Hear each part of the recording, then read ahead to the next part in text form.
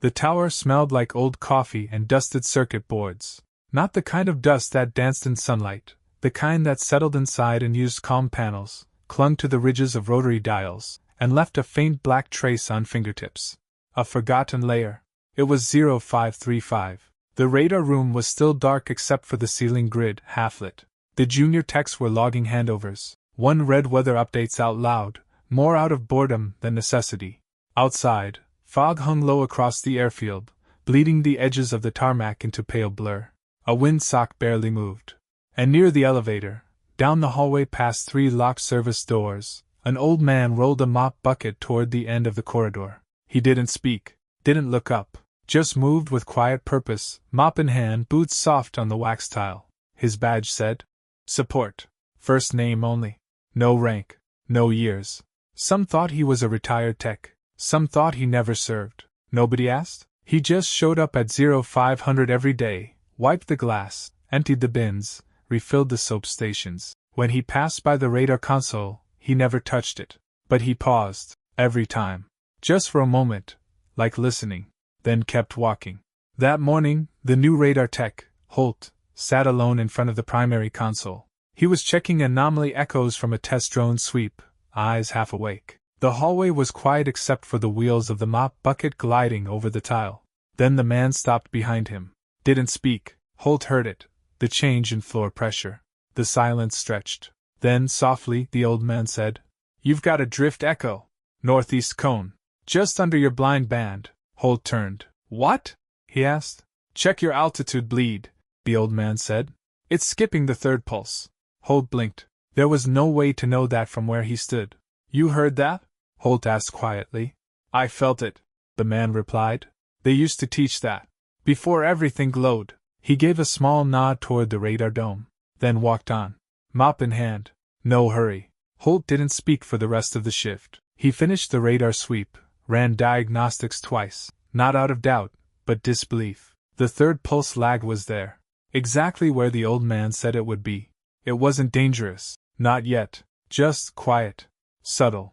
A half-second offset in the low-altitude return band, the kind of thing that didn't trip alarms but, if left alone, could shift a glide path off by miles. He pulled the internal logs. There it was. Echo cone distortion / lateral skip / bleed below 2.1 MHz. Not recent. Timestamp, March 1998. Correction method, manual gain alignment, filed by TS37 / VFR-RG. He paused. TS37 wasn't a technician code used anymore. And VFR-RG wasn't a name. It was a call sign. Later that afternoon, Holt asked Senior Lead Gibbons during post-shift inspection. "Ever hear of a call sign VFR-RG?" he asked casually. Gibbons was older, 27 years in, most of them radar side. He didn't answer right away. "Where'd you see that?" he asked finally. "Old calibration log," Holt said. Gibbons looked down, fiddled with a pen, then leaned closer. "You sure it was a log?" "Yeah. From the March 98 sweep. Manual gain adjustment. Drift cone echo." Gibbons nodded once. Slowly. "That wasn't a sweep. That was a recovery assist." "From what?" "Low-band stealth drone malfunction. Only one radar tech caught it in time. Saved a refueling bird from crashing out east." Holt narrowed his eyes. "VFR-RG caught that?" "Didn't just catch it," Gibbons replied. "He tracked it. Without software assist." "That possible?" Gibbons didn't answer right away. He just said, "Only if you know the sound radar makes, before it fails." That night, Holt walked past the janitor closet on the lower level. Door cracked open. He peeked inside.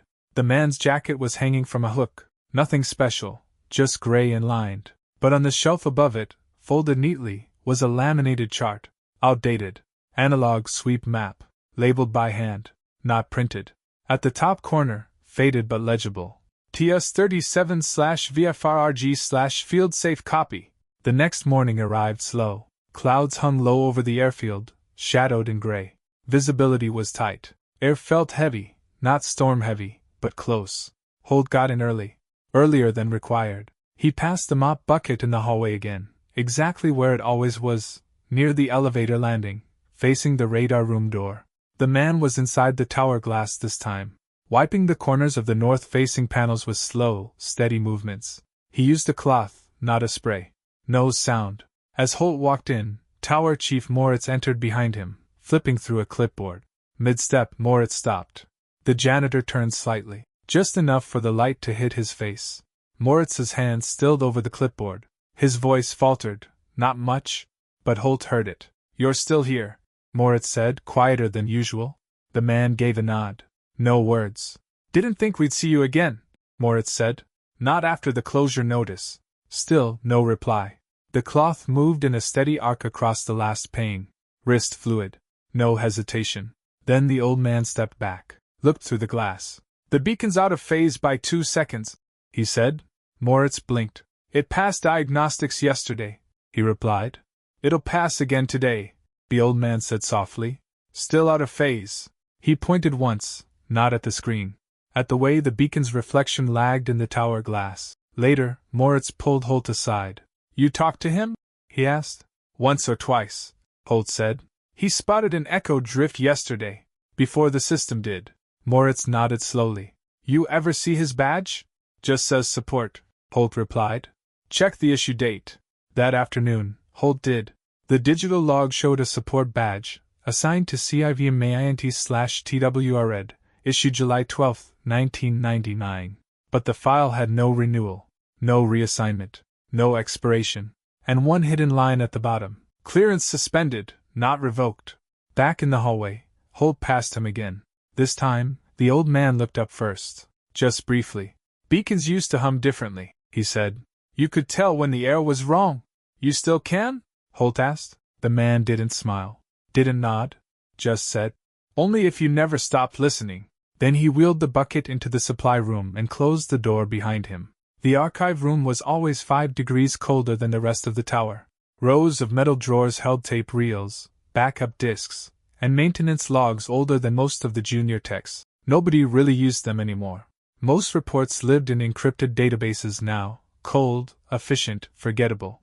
But Holt remembered something the old man had said 2 mornings ago. "You've got a drift echo, just under your blind band." Not just what he said, how he said it. Like it was still happening. Holt pulled drawer 7C.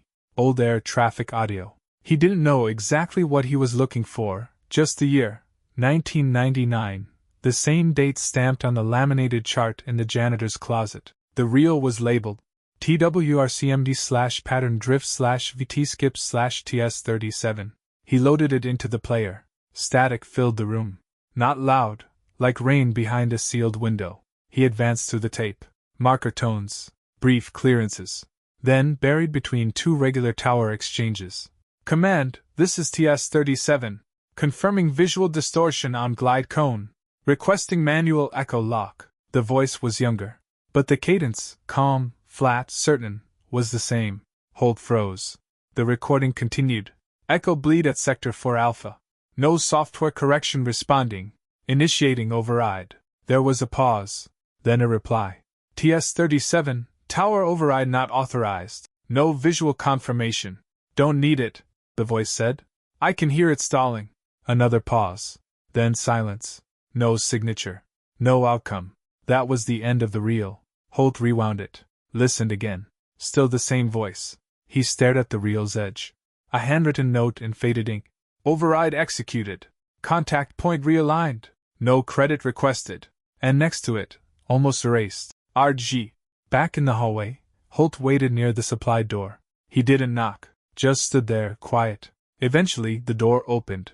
The man stepped out, empty bucket in hand. Holt didn't speak right away. "I heard your override," he said quietly. "The glide cone in 99. The man didn't stop walking. "Wasn't mine," he said. "It was your voice," Holt replied. "Only had ears," the man said softly. "The system had eyes.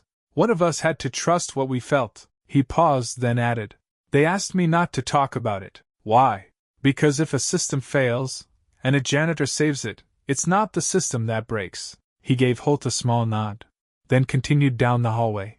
The next morning, Holt filed the report like any other correction. Routine.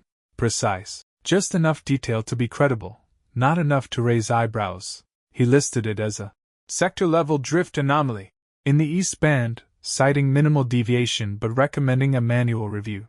He didn't mention the old man. Didn't reference the 99 tape. Didn't bring up call signs. Just ran the scan, flagged the slight echo delay, and logged it under field notice / non-system alert. Within minutes the screen blinked. Not rejected. Not confirmed. Flagged. A yellow band appeared at the bottom of the submission log. Most radar reports were read, archived, then forgotten. This one was pulled. Live. Holt stared at the alert. A line of red text flashed beneath it. Review in progress. Do not amend. Then, below it, smaller. Not part of the system UI. A message. Not from Tech Command, but inserted manually. Plain text. You've been noticed. Proceed carefully. He didn't respond. Just closed the terminal. Didn't log out. Later, he passed Tower Chief Moritz in the hallway. The chief didn't stop walking, but his tone shifted mid-sentence as he passed. Notice your report this morning, Moritz said. Bit early for field overrides, don't you think? It was minor, Holt replied. Minor's a matter of legacy, the chief said. So is permission. Holt didn't answer. Moritz stopped, turned back. You ever wonder why we don't delete those old tapes? For records? Holt guessed. No, Moritz said. For reminders. Then he walked off. That afternoon, Holt checked the janitor closet again. It was locked. No trace of the laminated chart. No jacket. But taped to the inside of the doorframe, folded tight, was a worn strip of cloth, maybe from an old flight bag. Letters burned into the fabric. TS-37/Stay quiet. Stay straight. No signature. Just ash at the edges. Like it had been through something once, and held together anyway. Inspection day brought more noise than usual. Officers in pressed coats moved through the radar wing in quiet columns. Polite voices. Polished boots. They carried clipboards but rarely wrote. The tower glass had been cleaned twice. The trash bins emptied. Holt saw the floors glisten, freshly mopped, still drying near the elevator edge. And the old man was there. Same mop, same rhythm. No one acknowledged him. Except one. Senior Air Control Command arrived just after 1000. Brigadier General Latch. He stepped off the elevator and adjusted his coat. His aides followed in formation, voices low, reviewing the base's last 6 months of radar performance. As they turned the corner, Latch slowed. His eyes flicked left, not to the console, but to the corridor beyond. He stopped walking. The others didn't notice at first. Then he raised his hand, instinctively, halfway out. Not a salute, not a command. Just recognition. And then he froze. Down the hallway, the janitor kept working. No glance, no pause, just 2 final strokes of the mop, then the bucket turned and wheels gliding away. No rush. Latch's hand lowered slowly. That man, he said softly. An aide looked up. Sir? Did anyone clear civilian support for today? Just the regular tower janitor, the aide replied. Why? Latch didn't answer. He stepped forward, slowly, toward the corridor. But by the time he reached the end, it was empty. No footsteps. Only faint water streaks drying along the edge of the tile. Back in the tower, Holt watched from behind the main console. He saw Latch glance through the glass, then toward the south door. Not with confusion, with something heavier. Later that hour, Holt passed the admin suite. The door to the visitors' lounge had been left cracked. Inside, Latch sat alone, his coat unbuttoned, cap resting on his knee. He held something small in his hand. A slip of worn metal. A badge. Old. Bent at one edge. Stamped with TS-37/restricted clearance/override authority retired. Not standard issue. And it wasn't clipped to any uniform. Just held. Like a memory he hadn't expected to face again. Fog had settled like a second ceiling over the runway. The radar's sweep echoed softer through the tower that morning. Not broken, just muffled. Holt sat alone at the console. No music. No chatter from the others. Just the sound of soft static shifting across the band. Every few seconds the screen pulsed. Clean. Regular. Too regular. It didn't match what the air outside felt like. The instruments said clear.